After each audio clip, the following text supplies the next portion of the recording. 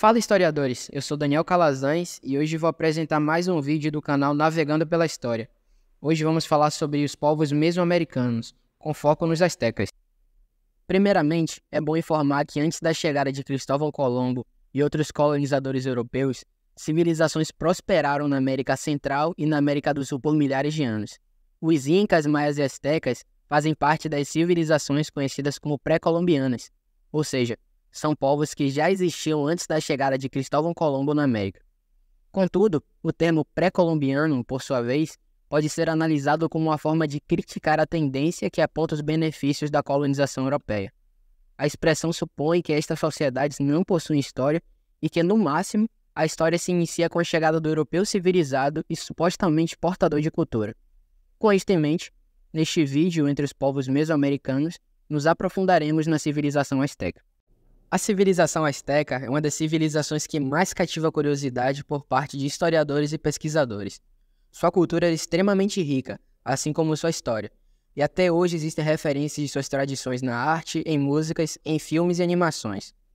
Grande parte da cultura mexicana atual é oriunda da civilização asteca. Suas ruínas movimentam a indústria do turismo e fascinam as pessoas até hoje. É de extrema importância reconhecer a relevância e o significado que esse povo tem para a formação da cultura e da história do México, pois, como foi dito anteriormente, ainda hoje vemos reflexos de suas tradições.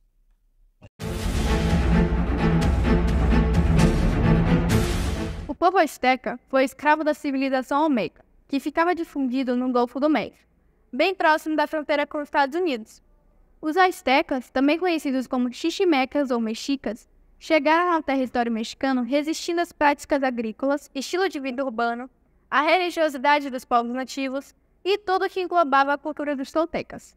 Os xiximecas acreditavam fortemente que estavam voltando para as terras em que seus antepassados haviam habitado e que seu retorno não seria provisório. Antes da civilização asteca existir efetivamente, o lugar onde eles habitavam, a América Central, era antes de sua chegada dominada pelos povos olmecas, e posteriormente pelos toltecas. Esses povos tiveram grande influência para a organização dos astecas, por terem vivido na mesma região em períodos diferentes.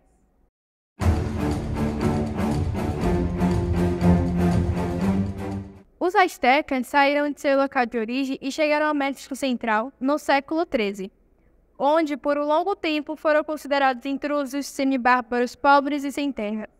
Conseguiram permissão do governante da cidade de Chapultepec, onde conseguiram estadia, mesmo que a região não possuísse uma terra muito fértil. Porém, foram expulsos por conta de sua religiosidade. Eles sacrificaram a filha do líder da cidade, pois teriam recebido um sinal dos deuses.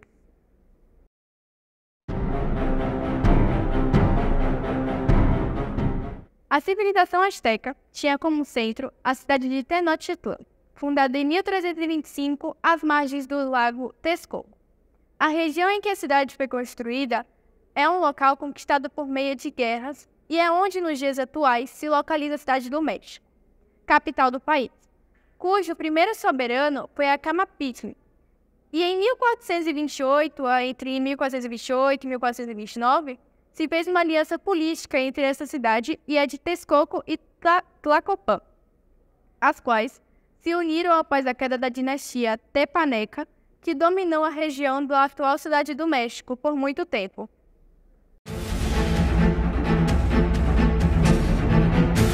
Os astecas foram uma civilização pré-colombiana que se desenvolveu no território atual do México, que se encontra entre o Golfo do México e o Oceano Pacífico.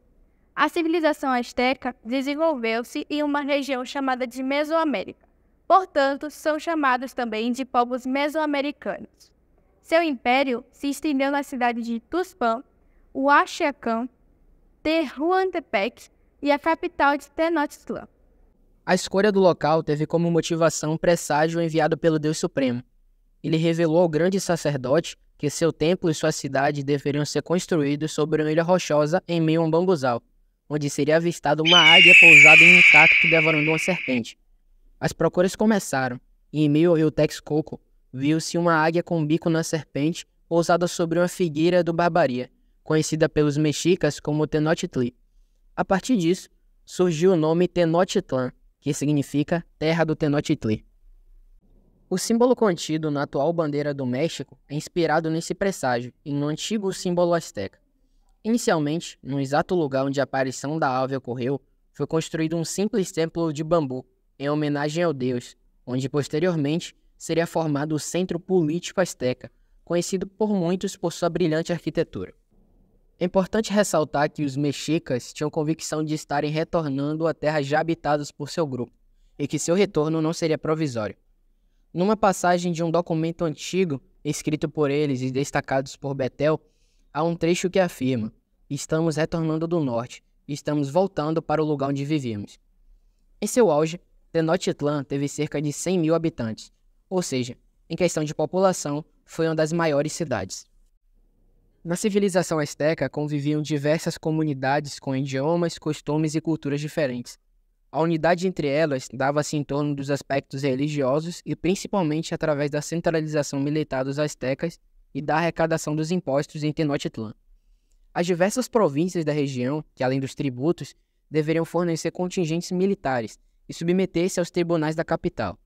Tinha sua estrutura social baseada nas guerras e, dentre os habitantes, a grande maioria era composta por militares, e o desempenho bélico era muito valorizado e poderia determinar a posição social. Os cidadãos tinham direito, a partir do casamento entre 20 e 25 anos, a um lote de terra para nela construir sua casa e cultivar seu campo e seu jardim.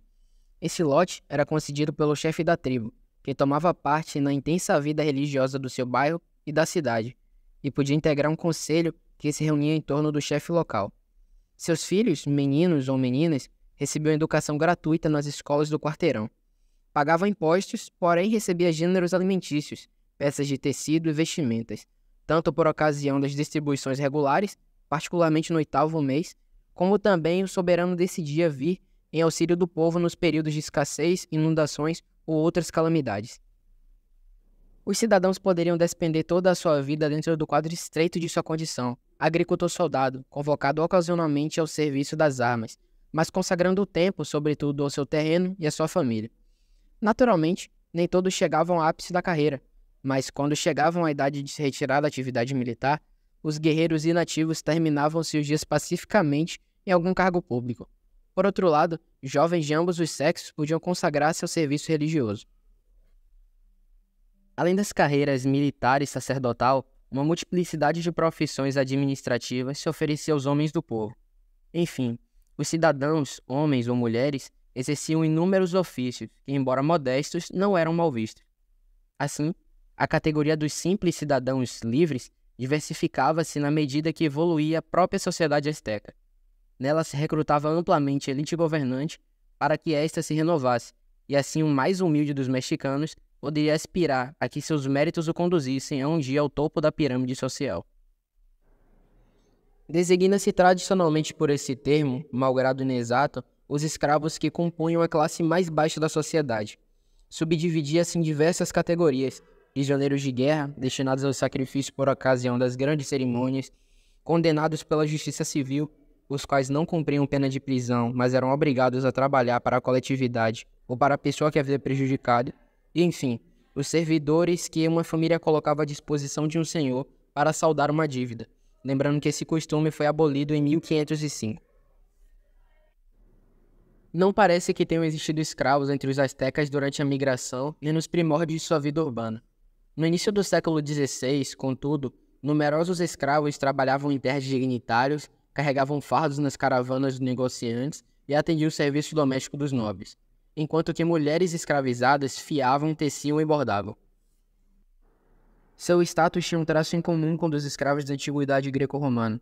Eles não eram ou não eram mais cidadãos, pertenciam ao senhor, mas as analogias acabavam aí. O escravo era alojado, nutrido e vestido como qualquer outro indígena, tratado com doçura, pois dizia-se que o deus da noite era protetor dos escravos e dos seus filhos bem-amados, e castigava duramente os senhores que os maltratassem. Eles podiam possuir bens, terras, casas e mesmo outros escravos. Era-lhes permitido desposar de uma mulher livre e seus filhos também eram livres.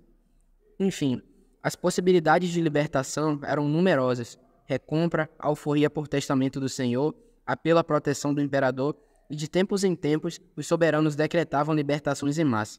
Por exemplo, a escravidão penal, como punição de um furto, poderia ser substituída pelo reembolso daquilo que houvesse sido furtado.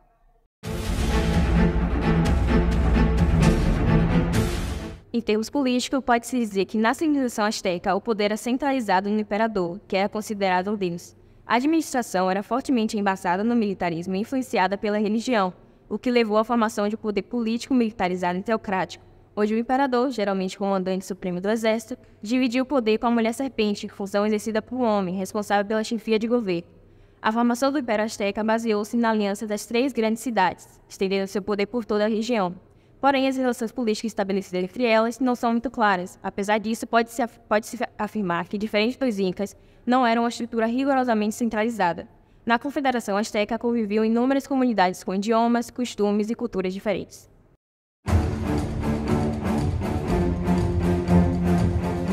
O Império Azteca atingiu seu apogeu entre 1440 e 1520, quando foi inteiramente destruído pelos colonizadores espanhóis liderados por Cortés. Após diversas tentativas de colonização, em agosto de 1521, o Império Azteca foi inteiramente conquistado. Uma das razões para o extermínio azteca é propriamente militar, a guerra, a qual para os aztecas tinha como objetivo a dominação político-militar. Outro motivo importante foi a proliferação de várias doenças e epidemias entre os aztecas, porém o fato que contribuiu muito para a derrota azteca foi a aliança estabelecida entre alguns povos da região que tinha a intenção de derrotar a hegemonia dos aztecas na região e os espanhóis. Os governantes astecas também tinham a prática de cobrar tributos dos seus subordinados e a forma de pagamento poderia ocorrer tanto em espécie como através de trabalhos. Apenas os sacerdotes, os nobres, crianças e velhos, indigentes e escravos estavam isentos dos tributos. Além dos tributos cobrados à população, eles arrecadavam impostos e mercadorias, que era uma das bases que sustentava a sua economia. Os registros dos tributos que se conservaram até hoje, a matrícula de tributos, Codex Menosa, dão uma ideia de extraordinária variedade dos produtos assim coletados em quantidades consideráveis. Cada província era objeto de imposições segundo sua capacidade de produção, os recursos climáticos e a flora e fauna. Conforme os acordos concluídos entre Tenochtitlan, Texcoco e Tlacopan, ao se fundar com a Tríplice Aliança, as 2 primeiras cidades receberam cada qual 2/5 dos tributos, ficando o último quinto reservado a Tlacopan. Mercadorias, tecidos e cereais acumulavam-se no Palácio Imperial, dentro dos Petlacalco. Os escribas se encarregavam da contabilidade. O funcionário que roubasse, desviando em seu proveito parte do tributo, era punido com pena de morte e tinha sua casa e seus bens confiscados. O tributo e o comércio faziam afluir imensas riquezas à capital. Ao mesmo tempo, a supressão de barreiras políticas no interior deste vasto território contribuía para a fermentação geral de ideias, costumes e técnicas, condição fundamental para a síntese que constitui, a rigor, a civilização asteca propriamente dita. Tinham a agricultura como principal atividade. Produziam milho, feijão, cacau e algodão, entre outros produtos. O cultivo agrícola era considerado muito próspero, atribuído por alguns historiadores à técnica de cultivo atualizada por eles, as chinampas. Nessa técnica, os astecas desenvolviam ilhas artificiais nos canais do lago Texcoco, utilizando material orgânico no fundo do lago, isto é, depósitos aluvionares, podendo ou não estar cobertos por capas de solo. A partir delas, produziam itens variados. Além disso, após travar guerra contra os tepanecas, os astecas ganharam força, conquistando cidades vizinhas e cobrando-lhes impostos. Um aspecto muito importante da civilização asteca é sua religião. Os mexicas eram politeístas, ou seja, acreditavam em várias divindades. Entre seus deuses destacam-se o deus da umidade, dos raios e das tormentas, a deusa das flores, da fertilidade, dos jogos, da dança, da agricultura, dos artesãos, das prostitutas e das mulheres grávidas, originalmente da lua também. A serpente emplumada, a deidade patrona e um velho deus celeste, deus da caça, identificado com a maneira leitosa, as estrelas e os céus. Os antigos mexicas achavam que a Via Láctea era uma representação dele. O espelho de fumaça, o deus da noite, do norte, da temperatura e da beleza. Recebeu este nome pois possuía um espelho que desprendia fumaça, matando seus inimigos. Era antítese, rival e eventualmente gêmeo do deus da serpente de plumas, como era conhecido, que era o deus do aprendizado, considerado por alguns pesquisadores como o grande deus da civilização asteca. A deusa dos lagos e das correntes d'água, a patrona dos nascimentos e importante nos batismos dos astecas. Deus asteca da fertilidade, que governa o sal e a água salgada. Irmã mais velha de Tlaloc e das deusas da chuva. O príncipe das flores, ou o deus asteca do amor, dos jogos, da beleza, da dança, da juventude, das flores, do milho e das canções. Na mitologia asteca, o deus do sol, do meio-dia, deus da guerra e o responsável por guiar os astecas até sua capital. A religião tinha grande importância para eles. Seus costumes, tradições, comportamentos, hábitos, tudo era baseado na vontade dos deuses que regiam o universo, asseguravam as boas colheitas e vitórias militares e regiam o destino dos homens. As entidades divinas costumavam ser associadas aos elementos na natureza. Para os mexicas, tanto homens poderiam se tornar deuses, como deuses se tornarem homens. Assim como outras religiões, a religião absorveu elementos de outras culturas mesoamericanas. Um exemplo disso era a serpente de plumas, que era conhecido pelos maias como Kukulcán. A relação desse povo com a morte ocorria de maneira natural, pois acreditavam que a vida não cessava com a morte do corpo, e assim poderiam dar continuidade através da reencarnação. No processo reencarnatório, poderiam vir tanto no corpo de um humano como no de um animal. Apesar das informações imprecisas, sabe-se que para os mexicas o direito a uma vida futura não estava associado a uma retribuição moral, nem a ideia de uma recompensa ou castigo eterno, mas ao tipo de morte. Assim, os que morriam nos sacrifícios e os guerreiros que pereciam nas batalhas morriam sob o signo do deus do sol do meio-dia e da guerra, e tornavam-se os companheiros do sol. Após um cortejo de 4 anos pelo caminho do sol, reencarnaram em colibris. Há informações de que as mulheres que morriam no parto tinham o mesmo destino. Os que morriam sob o signo do Tlaloc eram aqueles que faleciam por processos ligados à água. Para eles, o futuro reservava o jardim da abundância, do sossego, da felicidade sem fim.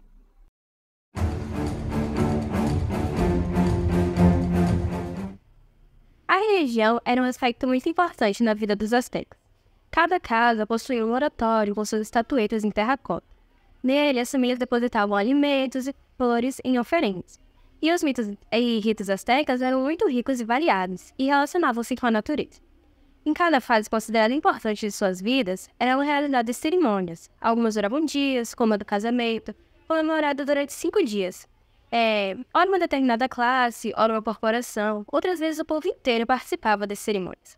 Geralmente, toda a energia da comunidade estava canalizada para as atividades ritualísticas, realizadas com uma série de encenações, procedimentos minuciosos. Diversos ritos contavam com ensinação. Os personagens, normalmente as futuras vítimas, eram vestidos como a divindade em que iam a ser sacrificados, e tinham de simular suas ações, características ou partes de sua história. Durante o rito, canções e danças eram executadas para compor a história. Os mexicas eram minuciosamente cuidadosos com cada detalhe, cada gesto, cada palavra, tudo, inclusive os ornamentos das vítimas e sacerdotes. Era rigorosamente ordenado. Castigos severos, como multas e penitências corporais, eram designados aos servidores que cometessem o mínimo erro. Numerosas conformidades acompanhavam as principais festividades: jejuns, abstinência sexual e tabus alimentares.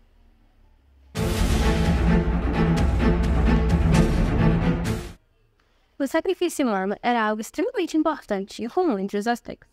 As vítimas mais frequentes eram os prisioneiros de guerra.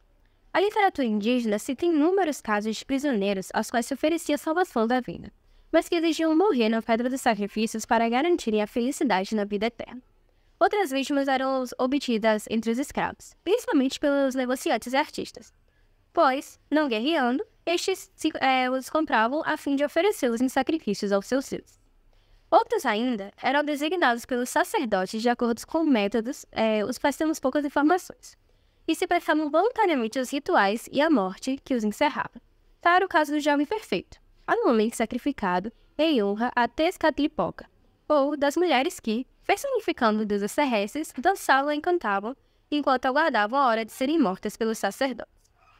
Na maioria dos sacrifícios, o sacrificado ingeria bebidas alucinógenas. Era deitado em uma tábua na parte superior dos templos sagrados e tinha o coração retirado, ainda pulsando. Seu coração era oferecido ao deus homenageado e depois jogado em uma pira para ser queimado. Além disso, os sacrificados tinham a cabeça cortada e o corpo incinerado. A justificativa para a realização dos sacrifícios pelos astecas é encontrada nos ritos de fundação desse povo. Segundo o mito, no universo não havia nada. Então os deuses se reuniram para decidir criar um mundo. Para que o mundo fosse criado, era necessário o sacrifício, por meio do fogo de um dos deuses. Existiam 2 candidatos ao sacrifício, Nanuat-Sin, que era um deus pobre, porém corajoso, e Tecus-Tecali, que era rico e orgulhoso. Tecus-Tecali foi eleito, mas, no momento do sacrifício, ele hesita, e Nanuat-Sin pula no fogo sem medo. Tecus-Tecali, indignado por sua covardia, toma coragem e pula. Assim, foram formados 2 sóis no céu. Porém, os deuses se enfureceram por Tecus-Tecali ter seguido Nanuat-Sin e lhe impuseram uma maldição. O seu brilho só poderia ser visto durante a noite, sendo conhecido então como a divindade lunar, representada pela lua. Sendo assim, eles acreditavam que a realização de sacrifícios humanos era um ato de dívida aos deuses e uma ferramenta necessária para manter o sol em funcionamento. Os deuses satisfeitos e a ordem universal, além dos sacrificados humanos, oferendas de todo gênero acumulavam-se diante dos altares, tecidos e vestimentas, pássaros, bolos, espigas de milho, flores e folhagens. A origem dessa prática pode estar relacionada com os toltecas, uma vez que existem evidências desse povo que retrataram a prática, relatadas entre 950 e 1150 d.C. Os mexicas acreditavam que o universo vivia em constante instabilidade, e a cada 52 anos o mundo sofreria terríveis catástrofes, levando à sua extinção. Aos sacerdotes competia o papel de encontrar explicações e meios de salvá-los de um desastre natural. Desse modo, ressalta-se que, embora os astecas acreditassem na vida após a morte, havia momentos em que procuravam retardá-lo. Através de oferendas e sacrifícios, solicitavam aos deuses um tempo maior de existência, pois acreditavam que morrer não seria suficiente para extinguir a vida de sofrimento adquirida na última encarnação.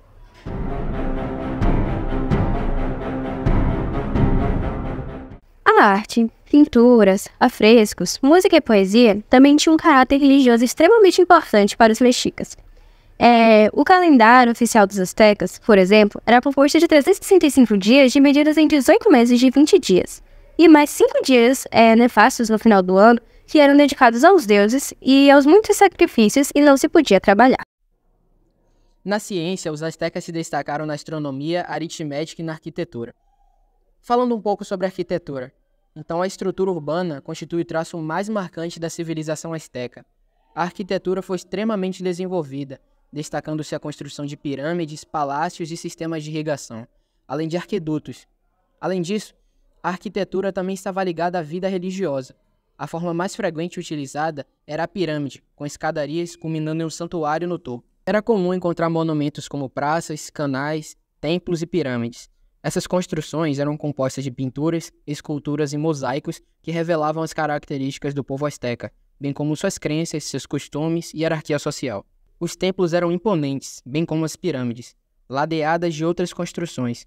A capital, Tenochtitlán, foi um conjunto arquitetônico impressionante até a sua destruição pelos espanhóis. Os astecas eram excelentes artesãos. Suas atividades artísticas foram muito influenciadas pelas tradições olmecas e toltecas. A escultura em jade e as grandes construções são exemplos claros dessas influências.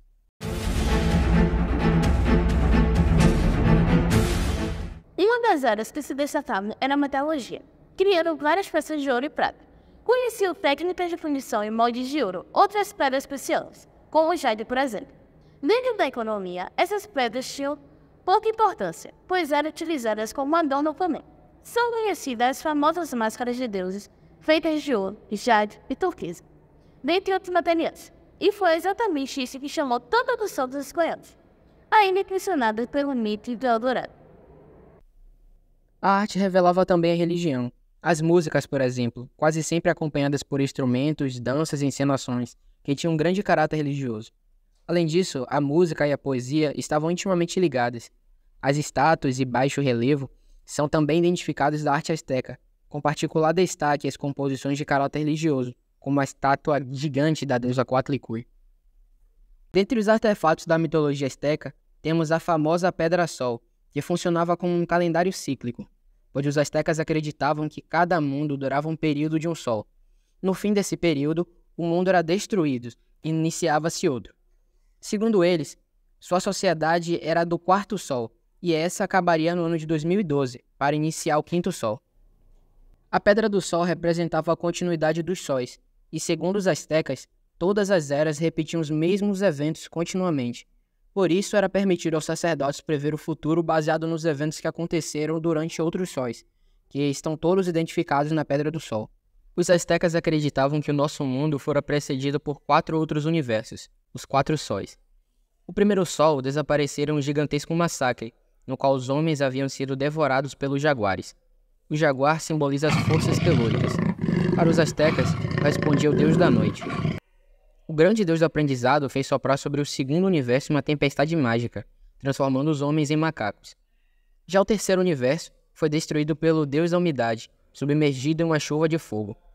Enfim, o quarto sol, situado sob o signo da deusa das correntes d'água, terminou em um dilúvio que durou 52 anos. Um homem e uma mulher foram salvos, segurando-se em um tronco de cipreste. Mas, tendo desobedecido às ordens das divindades da guerra, foram transformados em cães. Para os astecas, a humanidade atual deve sua existência à grandiosa divindade do aprendizado. Sob a forma de um deus com cabeça de cão, ele resgatou dos infernos os ossos descarnados dos mortos, regando-os com seu próprio sangue para lhe restituir a vida.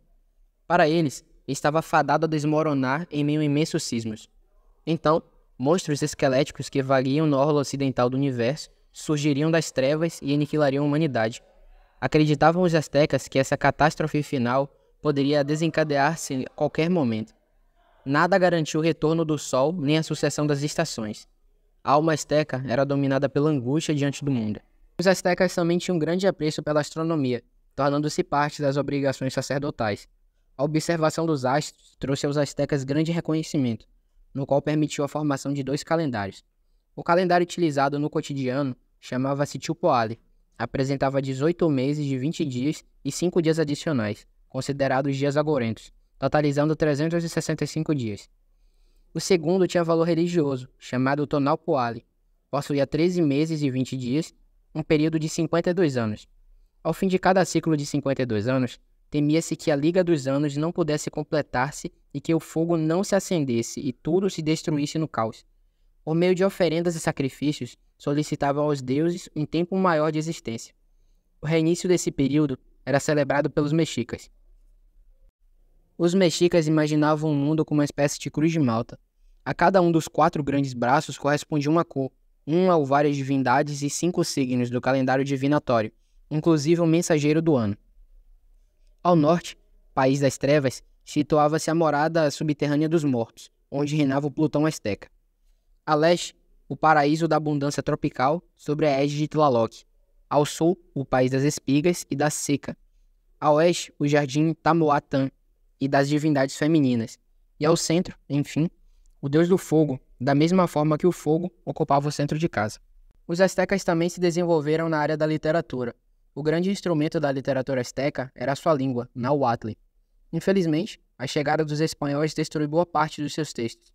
Os que chegaram até os dias atuais foram transmitidos pelos missionários, que recolheram, decifraram e transcreveram as tradições Nahuatl pré-colombianas, como os códices borbônicos, Tonamatli ou Mendoza, por exemplo. Os mexicas possuíam uma escrita pictográfica original. As figuras, originalmente, tinham uma correspondência com a mensagem, mas posteriormente foram perdendo essa ligação e passaram a ser desenhos com significados. Os principais temas eram religiosos, rituais, mitológicos, históricos ou genealógicos. Os afrescos coloridos e as pinturas murais também tinham destaque entre as artes astecas. O escriba ostentava o título de pintor, pois os hieróglifos eram acompanhados por uma série de quadros cuidadosamente desenhados. O Império Azteca tem sua história aumentada, baseada em conquistas bélicas, pelas quais o Império foi crescendo e ocupando sua importância na história mundial. A expansão do seu monopólio gerou a incorporação de outros grupos étnicos pela força militar. Quando havia a intenção de atacar um lugar, o embaixador era enviado previamente para destacar o que queria com o pagamento. Durante as guerras, cirurgiões eram levados para suturar os feridos. Escribas contabilizaram prisioneiros que posteriormente viam o Sírio a se tornar escravos ou eram levados para sacrifício aos deuses.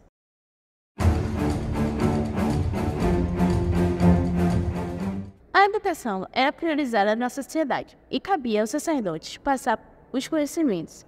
Existiam 2 tipos de escola: a Farmecate, voltada para a formação da nobreza sacerdotal, e a Tepucai, destinada ao ensino comum. Dentro da educação, entrava também a passagem de cultura como histórias, mitos e canções. As crianças astecas de famílias com hierarquia mais elevada eram educadas dos 3 aos 15 anos, por grupos familiares de hierarquias mais simples. Isso porque seus pais não dispunhavam de tempo para dedicar à educação de seus filhos.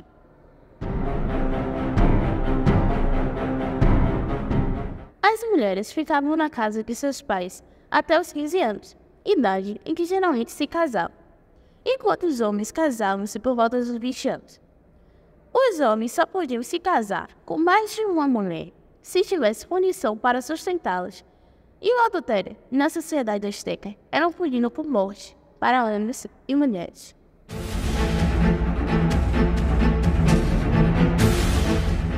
Na alimentação, assim como todos os indígenas agricultores do México, os astecas, ao se tornarem sedentários, alimentavam-se essencialmente de milho, feijão, abóboras, pimentas e tomate. E o México, então no lago, consumiam-se peixes, crustáceos, batracas, até insetos aquáticos.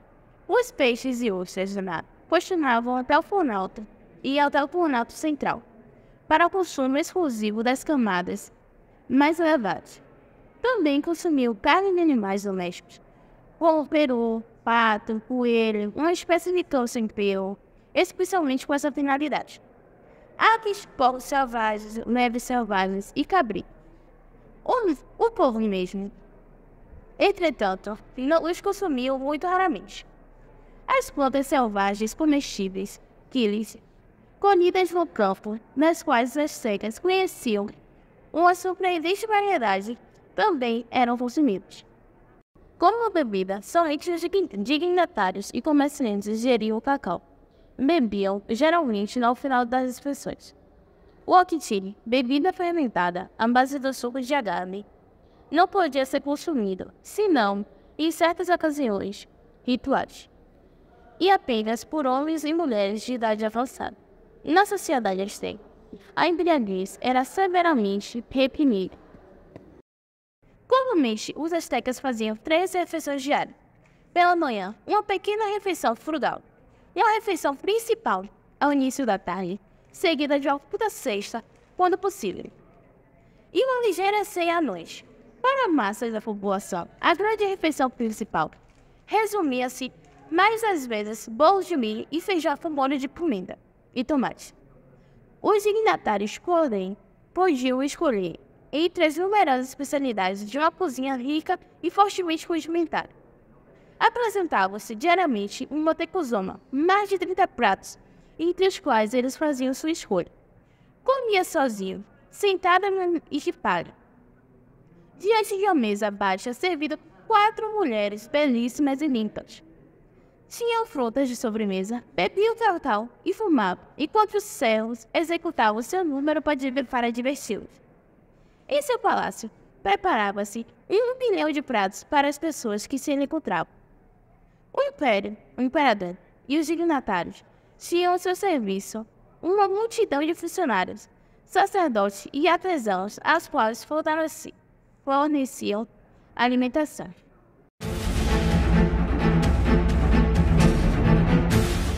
Durante o século XV, as expedições espanholas estavam com cada vez mais força nas ilhas na região caribenha. Em meio a essas expedições, tomaram conhecimento da existência da civilização azteca e desejaram conquistar esse povo, com campanha liderada por Hernán Cortés.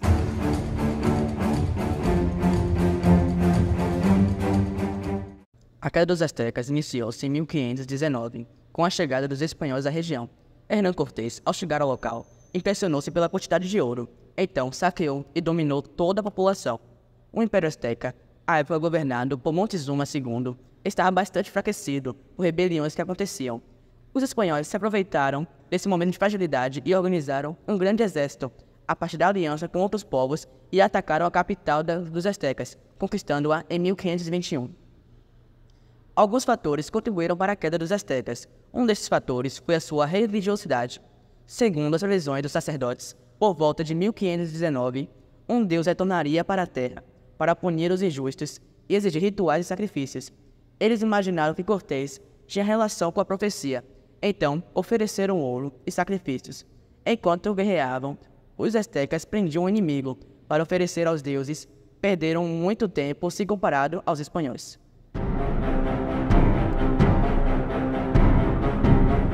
Enquanto os aztecas guerreavam sob o comando dos deuses, com data e local específicos, os espanhóis faziam emboscadas e ataques surpresas. O que levou os espanhóis a conquistar a capital azteca em tão pouco tempo foi a superioridade bélica, por possuírem maior contingente e tecnologia mais avançada nos artefatos de guerra.